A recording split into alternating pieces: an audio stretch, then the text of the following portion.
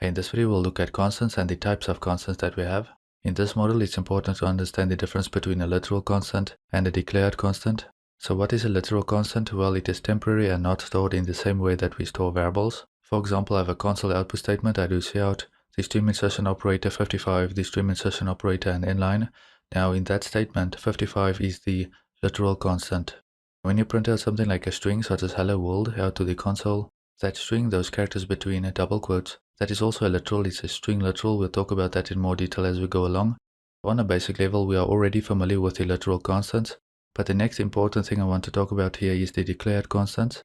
These have names or identifiers and are stored in memory just like variables, so they are similar to variables, but they are not variable, right? They are constant. Now we use the keyword const to declare a constant.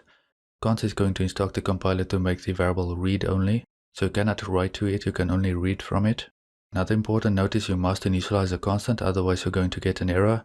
And as I mentioned, we cannot assign to or write to a constant. The value that it is initialized to will persist. And at the bottom we have an example of a constant declaration and initialization. We do the const keyword followed by the type, so in this case integer, then the name or identifier of the constant, so we do constant name and we initialize it to 50 in this example. Now notice the constant name is typically in uppercase and we use an underscore to separate out the words. Some literal usage examples. So in other words, where do we use literals? Well, you're already familiar with initialization. So when we initialize a variable or a constant, you can see that we typically provide a literal to initialize a variable, but of course with a constant you must initialize the constant as mentioned. So in this example, I initialize variable name to 54 by using the integer literal 54. In the next example, we print some text to the console, so start new game. That is a string literal. Now at this point you might be thinking, does the literal itself have a type? And yes, it does. We'll see more about that as we go along in this video. We already know about integer literals and string literals. Now another important point that I want to mention before we move on is that you want to avoid magic or ambiguous numbers. That is for maintainability. You want to use variables or constants instead. I have a quick example statement here. You can see I set tax equal to some magic number, so 0.15, and I multiply that by some price variable. Now instead of using the literal 0.15, what you want to do is you want to use a tax rate variable or constant in that statement instead. It really depends on what you want to do. Choosing between variables and constants, you have to think about what is going to be a constant. Something like months in a year can be a constant because you initialize that to 12, that is not going to change, whereas something like age is going to be a variable because that is going to change with time. Every year you are going to increment that age variable, right? Whereas with months in the year, you are not going to try and make modifications to that because it's not going to change, it's a constant. Before we look at a quick example in Visual Studio, I want to introduce you to literal constant suffixes. Literals do have a type and you need to ensure that you create a literal constant with the correct type by using these special suffixes. In the table in the left column, I have integer literal constant suffixes. The second column will give us the resultant or the resulting type. In the third column, we have floating point literal constant suffixes. And in the final fourth column, we have the resulting type of that. So if you go back to the first column, you will notice that I have examples here. I don't just have these suffixes by themselves. And that's because you have to pay attention to the result that you get when you do not provide a suffix. Now what is a suffix? Well, you can see in the second row, for example, we have u, uppercase or lowercase. It is added onto the integer literal. Now I may refer to these as postfix because they follow the integer literal. You have the integer or float value first, and then that is going to be followed by the suffix. In the first row, that is following the header, of course, we have 5 in the integer literal constant suffixes. Since this example 5 does not have a suffix, that is going to give us an integer, whereas if you use the u uppercase or lowercase suffix, that is going to give us an unsigned integer. L uppercase or lowercase is going to result in a long integer. UL uppercase or lowercase is going to give us an unsigned long integer. LL is going to result in a long integer, and ULL is going to result in an unsigned long integer. Okay, let's move over to the floating point constant suffixes. This is important and why I provide this in the table. You will notice here that if you do not specify a suffix, that is when you provide a floating point literal such as 33.05 here, then that is going to give us a double, not a float. And you can think for a second what the implications of this is going to be. We will see some examples in upcoming videos, but let's say you have a float variable, so a variable of type float, but you assign 33.05 to it. What you are doing is you are assigning a double to a float, and you will have an implicit conversion where you try and convert a double to a float. Because of that, you will get a possible loss of data warning. As I mentioned, we will see examples of this in upcoming videos. Then in the next row, we have the f. uppercase or lowercase, that is going to result in a float. Finally, if you provide L as a suffix to a floating point literal, the resultant type is going to be a long double. Okay, I have a quick example in Visual Studio. We do months in the year, that is a constant. We initialize that to 12. It is a constant integer. Then I have these two floats, monthly salary and yearly salary, which I initialize to 0.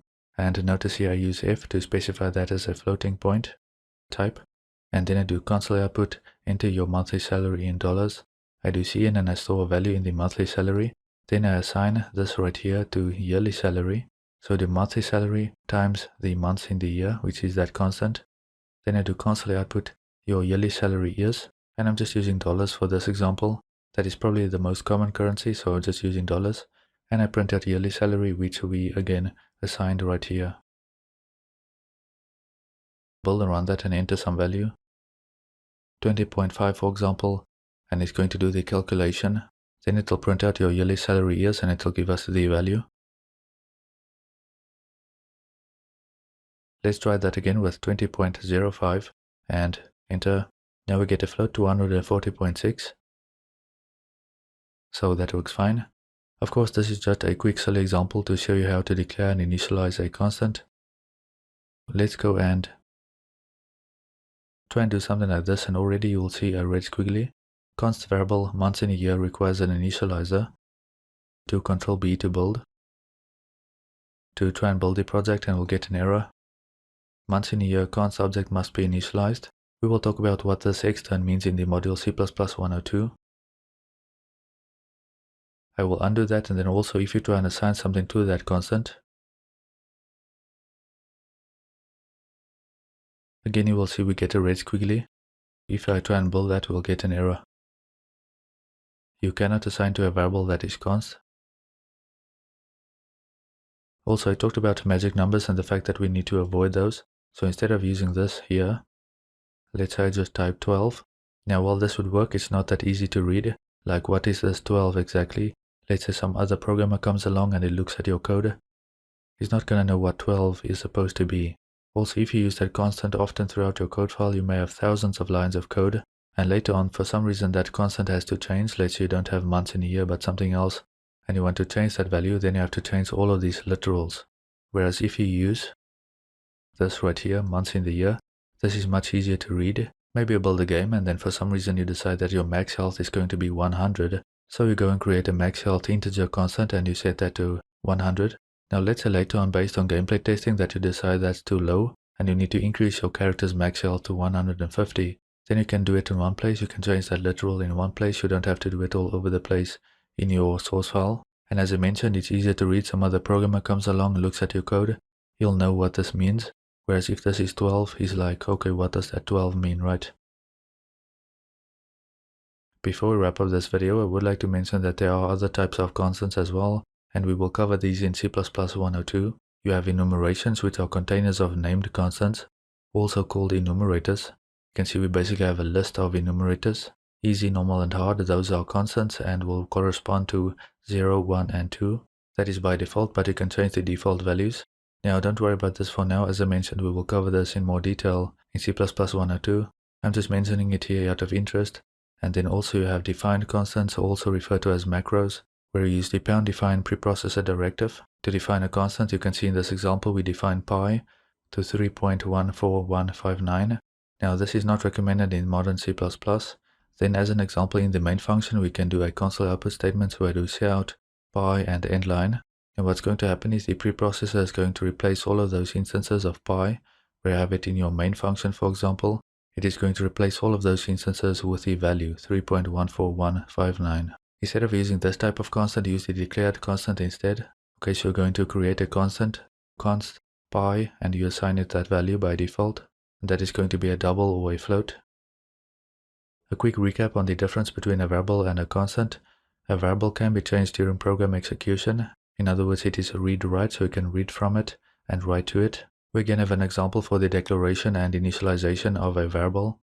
Now a constant cannot be changed during program execution. It is read-only, so you cannot write to it. And we have an example for the declaration and initialization of a constant. You will notice here that the difference is that we have to specify it as being const. So it is a constant integer or a constant float and so on. and you must initialize the constant, whereas with a variable you don't have to, but of course you'll get garbage in the variable in that case, so you initialize it anyway. Also, the naming convention is a bit different, so with the variable name you have camel case, and with the constant name or identifier, you'll typically use uppercase and you'll separate the words out by using the underscore character. Okay, that is going to wrap up this quick introduction. Again, we'll look at constants in more detail in future videos. Now in the module C++102, we will talk about this const keyword again, where we can apply it in different contexts, so this const keyword is important. Alright, I'll see you in the next video.